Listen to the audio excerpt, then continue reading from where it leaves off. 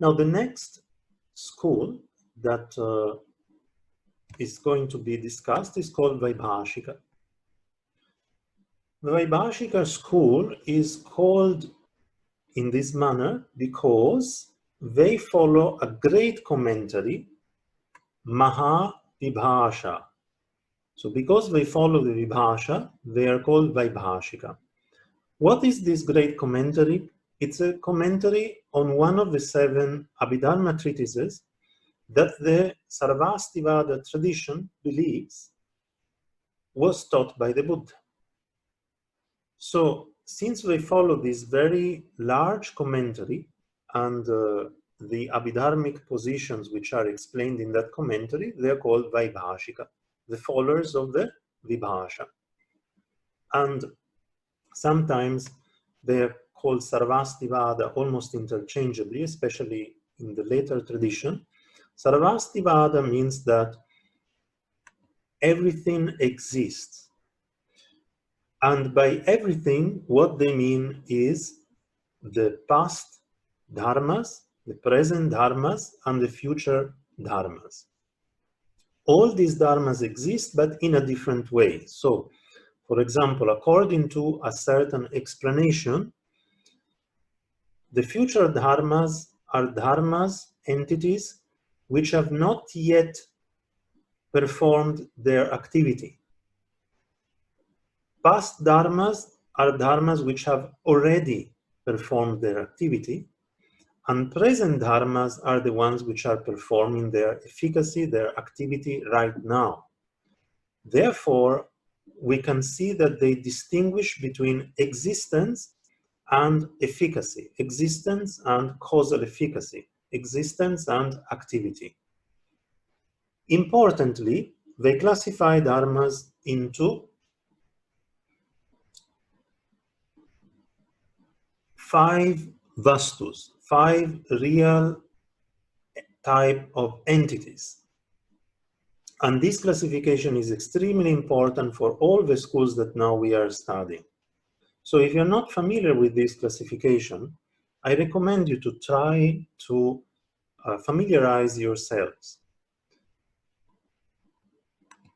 So we have the first type of class of entities is called rūpa, which I translate as form and is often translated as materiality. And this refers to the 4 great elements and to some derivative type of great elements which are considered to be based on the first 4. The 4 great elements are the earth element, the water element, the heat element, and the wind element, Prithvi, Ap, Teja, and Vai.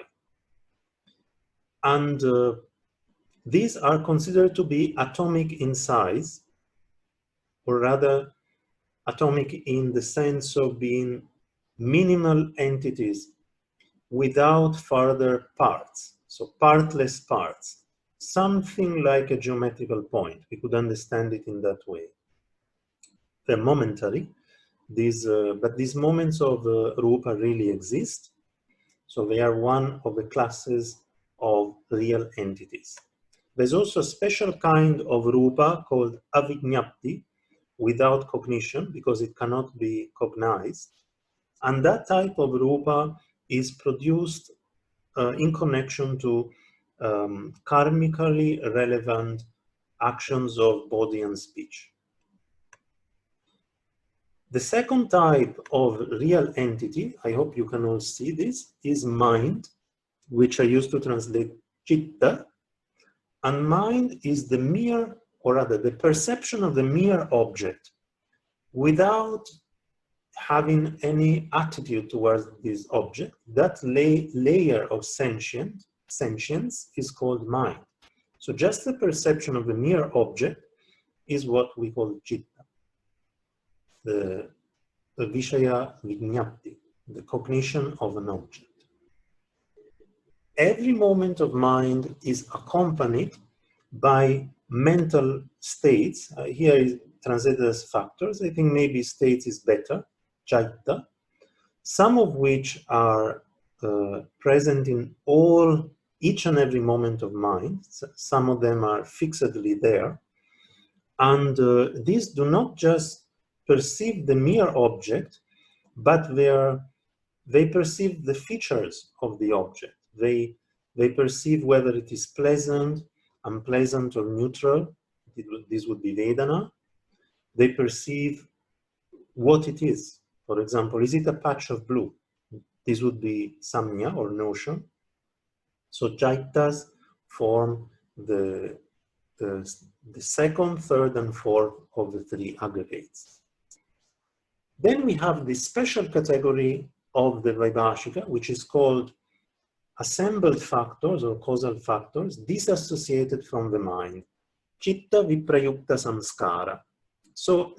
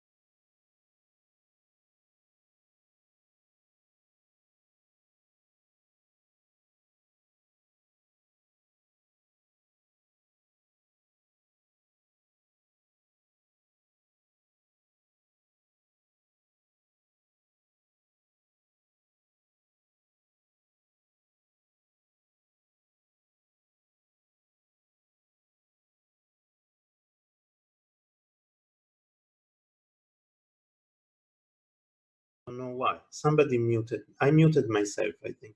So, okay. I hope now you can hear me. Can you hear me now? Yes, okay. Thank you very much. I'm sorry about that. So, I think I got cut off probably at the non-produced permanent dharmas. These are the asamskrita. There's a popular misconception that according to Buddhism, everything is impermanent. Now, this is true for some Buddhist schools, but not universally. There are several Buddhist schools who believe in the reality of non-produced dharmas. These non-produced dharmas, of which space is a prominent example, are permanent. And the Vaibhāṣika accept three of them, namely the space and the two types of cessation, one of which is the cessation of the mental afflictions.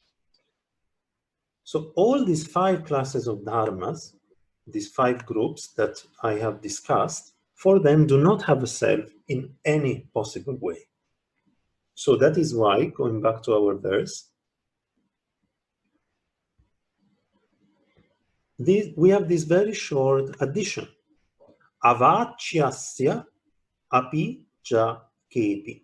So let me show you again with the splitting of the sandhi. Kepi, some people believe that there is selflessness, nairātmyaṃ, viduḥ, also by the absence, viraha, of a inexplicable, undefinable, a-vācyasya, self, ātmanaḥ. So in other words, not only do they say that there is no permanent self, but they say that there is not even a self that we could say is neither permanent nor impermanent, inexplicable, undefinable in terms of that. So many of you are probably familiar with the five aggregates: Rupa, Vedana, Samya, Samskara, and Vijnana. So form, feeling, notion, assembled factors, and consciousness, which we can summarize as Rupa and Nama. Rupa is form or materiality, what exists in space, what has some kind of physical presence, and Nama is sentience, what is conscious in different ways, whether in a very basic way like mind, or in a more specified way like mental factors. So this is what usually we understand as being a person. According to the Buddhist tradition, what happens usually is that we misconstrue this momentary collection of body and mind, collection of very minute and momentary entities which make up the body and mind, and we take that to be a permanent, unitary self, a person. So for the Vaibhāṣika, such a person doesn't exist at all.